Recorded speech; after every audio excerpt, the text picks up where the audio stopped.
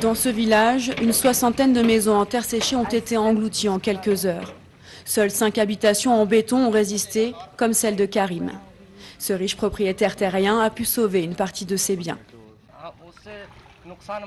L'eau est montée très vite et nous avons juste eu le temps d'évacuer nos femmes et nos enfants. Et puis on a sauvé quelques biens que nous avons mis sur le toit, comme nos télés, quelques meubles. Là, je dois rester ici pour garder mes biens, sinon on pourrait me les voler.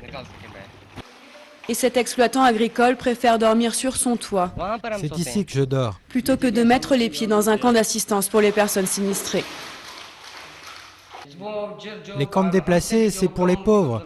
Nous, on a perdu des centaines de milliers d'euros de récolte. Mais on va s'en sortir.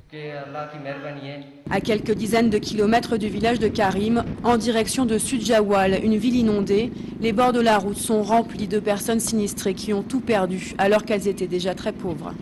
Malgré tout, la plupart fait le ramadan. Comme tous les soirs ici, au moment de l'iftar, la rupture du jeûne, les hommes et les enfants affamés courent après les convois d'aide humanitaire, du gouvernement ou des ONG qui ne s'arrêtent pas toujours. Ils ont peur d'être assaillis. Ils nous traitent comme des animaux, ils nous jettent des cartons et ils laissent les gens se battre. Ou alors ils passent sans rien nous donner du tout. Et parfois, certains sautent dans les véhicules qui ralentissent pour jeter des sacs de nourriture. À cet endroit, des réfugiés se sont blessés en tombant d'un camion. La situation inquiète les autorités qui encouragent les personnes déplacées à rejoindre les camps. À Karachi, nous avons installé des camps qui peuvent accueillir 40 000 personnes.